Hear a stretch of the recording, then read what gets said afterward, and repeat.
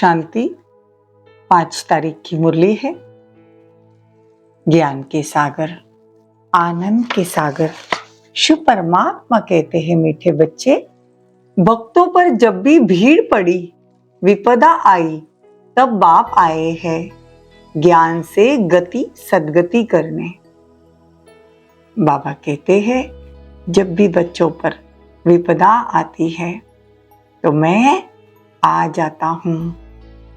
प्रश्न है, विक्रमाजीत कौन बनते हैं? विक्रमाजीत बनने वालों की निशानी क्या होगी? उत्तर है, विक्रमाजीत वही बनते हैं जो कर्म, अकर्म और विकर्म की गति को जान श्रेष्ठ कर्म करते हैं। विक्रमाजीत बनने वाले कभी भी कर्म कुटते नहीं, उनके कर्म विकर्म नहीं बनते। प्रश्न है, इस समय बाप डबल सर्विस कौन सी करते हैं? उत्तर है, आत्मा और शरीर दोनों को पावन भी बनाते हैं और फिर अपने साथ वापस घर ले भी जाते हैं। चरित्र एक बाप के है, मनुष्य के हो न सके। गीत है ओम नमः शिवाय। ओम शांति। ये गीत बच्चों ने सुना। जो भी भक्ति मार्ग वाले हैं वो ऐसे गीत गाते हैं। घोर अंधियारा से उजियाला चाहते हैं, दुख से छूटने की पुकार करते हैं। तुम तो हो शिववंशी ब्रह्म कुमार कुमारियां। ये तो समझने की बात है ना। इतने बच्चे कुकवंशावली तो हो नहीं सकते, जरूर मुखवंशावली होंगे। बाप कहते हैं कि मैं इनके मुख से आकर ब्राह्मण धर्म रचता हूँ, उसका नाम प्रजापिता रखता हूँ। प्रजापिता नाम शोभता है ना। अब तुम प्रैक्टिकल में उस बाप के बने हो। तुम बच्चे जानते हो, बाबा फिर से आया है। कल्प पहले भी इसी समय आया था, जबकि अंग्रेजों का राज्य था, जिन्हों से कांग्रेस ने राज्य लिया, फिर पाकिस्तान हुआ। यह कल्प पहले भी हुआ था। आज बाबा कल्प पहले की बात रिपीट करवा रहे हैं कि ड्रामा हूबहू कैसे रिपीट होता है। बाबा कहते हैं, रुद्र नाम लेवे तो भी सब समझ जाए। रुद्र से ज्ञान यज्ञ रचा था, जिससे दुनिया की विपदा टली थी। यह भी धीरे धीरे तुम्हारे द्वारा पता लग जाएगा। बाबा कहते हैं, सतयुग में सुख ही सुख था और अभी कलयुग में दुख ही दुख है। अभी बाप आए हैं तो बच्चों को श्रीमत पर चलना चाहिए। बम्बई से रमेश भाई का फोन आया तो बाप दादा चले आते हैं तो बच्चे उदास हो जाते हैं। बम्बई मुरली चल रही होगी और बम्बई से रमेश भाई का फोन आया होगा, तब की ये मुरली है। तो बाबा कहते, जब बाप दादा वहां से चले आते हैं तो बच्चे उदास हो जाते हैं।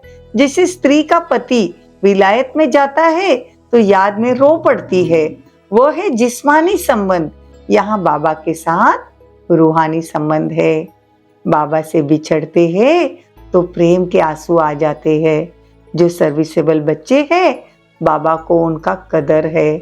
सपूत बच्चों को फिर बाप का कदर रहता है ना। शिव बाबा तो बहुत ऊंचे ते ऊंचा है, उसका संबंध भी बहुत ऊंचा है। उनसे ऊंचे संबंध तो और कोई होता नहीं। बाबा कहते हैं कि वो तो ज्ञान का सागर है। हम कितना भी सुन ले तो भी ज्ञान का सागर तो नहीं बनेंगे ना। क्या कहते बाबा कि हम बच्चे कितना भी ज्ञान सुन ले, लेकिन हम ज्ञान का सागर तो नहीं बनेंगे ना। बाबा ज्ञान का सागर है। बाबा कहते हैं कि तुम भक्तमालाएं जो है, इस समय दुनिया में भक्तमाला बड़ी लंबी चौड़ी है, तुम्हारी 16,108 की है। जिन बच्चों को अभी कर्म, अकर्म और विकर्म की गति समझाता हूँ, वही विकर्माजीत बनेंगे। कल्प पहले भी तुम बच्चों को राजयोग सिखाया था, वही अब सिखला रहा हूँ। बाबा कहते हैं कि 5000 वर्ष पहले राजस्थान था, लक्ष्मी नारायण का राज्य था, देवताओं का राज्य था, तो परिस्थान था, तो जरूर उन्हों भगवान ने राजयोग सिखाया होगा। बाप कहते हैं कि लक्ष्मी नारायण का नाम भी प्रजा में कोई अपने ऊपर रख न सके, लॉ नहीं है। देखो आज बाबा ने और एक नया पॉइंट समझाया कि सतयुग में लक्ष्मी नारायण का जो नाम है वो उनकी प्रजा भी नहीं रख सकते, क्योंकि यह लॉ नहीं है। बाबा कहते विलायत में भी राजाओं का नाम कोई अपने ऊपर नहीं रखेंगे, उनकी बहुत इज्जत करते हैं। तो बच्चे समझते हैं 5000 वर्ष पहले आया था, अभी बाप वापस आया है दैवी राज्य स्थापन करने। शिव बाबा को आना भी अब हुआ। वह है पांडवों का पति, न कि कृष्ण है। हमारा तो पतियों का पति भी शिव है। तो बाबा कहते तुमको योग बल से राजाई का माखन मिल जाता है। श्री कृष्ण को माखन जरूर मिलता है। यह है श्री कृष्ण के अंतिम जन्म की आत्मा।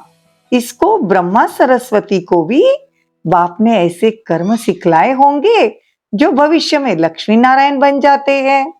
यह लक्ष्मी नारायण ही छोटेपन में राधे कृष्ण होते हैं। इसी लक्ष्मी नारायण के साथ साथ राधे कृष्ण का भी चित्र है। बाबा कहते हैं चरित्र तो एक भगवान का है, शिव बाबा का। वो शिव बाबा बच्चों को भिन्न भिन्न रूप से साक्षात्कार कराते हैं, बाकी मनुष्य के कोई चरित्र नहीं है। बाबा कहते मैं तुम बच्चों की डबल सर्विस करता हूँ, जिससे तुम्हारी आत्मा और शरीर दोनों पवित्र हो जाते हैं। सभी को वापिस मुक्ति धाम में बाबा ले जाते हैं। बाबा कहते हैं लक्ष्मी नारायण के चित्र पर तुम बहुत अच्छे से समझा सकते हो। नजदीक में अगर लक्ष्मी नारायण का मंदिर है तो वहां पे जाकर हम ये सेवाएं कर सकते हैं। बच्चों को समझाया है हमेशा ऐसे समझो कि शिव बाबा की मुरली चल रही है या हमको शिव बाबा मुरली सुनाते हैं। कभी यह नहीं सोचना कि ये ब्रह्मा सुनाते हैं। शिव बाबा कहते मैं तो गाइड बनकर आया हूँ, यह ब्रह्मा है मेरा बड़ा बच्चा। कहते त्रिमूर्ति ब्रह्मा। देखो इससे प्रजा रची है बाबा ने, तो शिव बाबा कहते ये तो मेरी वननी है, मतलब युगल है। तो ये बहुत वंडरफुल बातें बाबा समझाते रहते हैं। या सिर्फ बाप और वर्षे को याद करना है। बाबा कहते इसमें ही मेहनत है।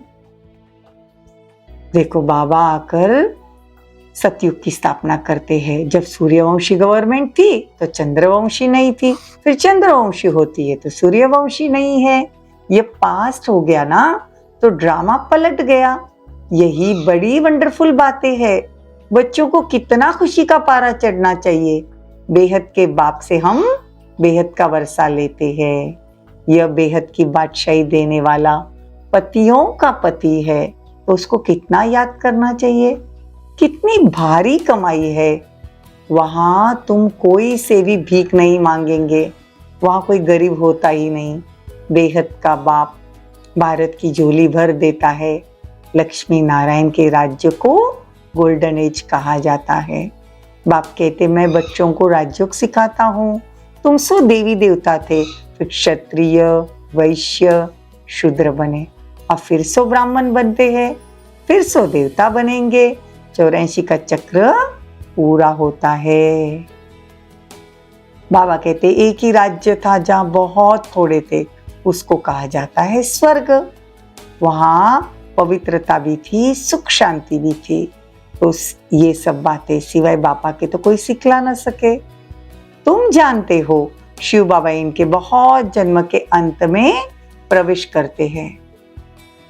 कितना साफ करके बाबा समझाते हैं। अच्छा, मीठे मीठे सिक्की लदे बच्चों प्रति माता पिता बाप दादा का याद प्यार और गुड मॉर्निंग।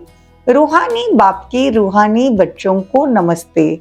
हम रूहानी बच्चों की रूहानी माता पिता बाप दादा को याद प्यार गुड मॉर्निंग, नमस्ते, थैंक यू, बहुत बहुत शुक्रिया।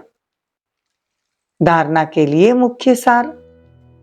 एक बाप से ही सर्व रूहानी संबंध रखने हैं, सर्विसेबल बच्चों का कदर रखना है, आप समान बनाने की सेवा करनी है।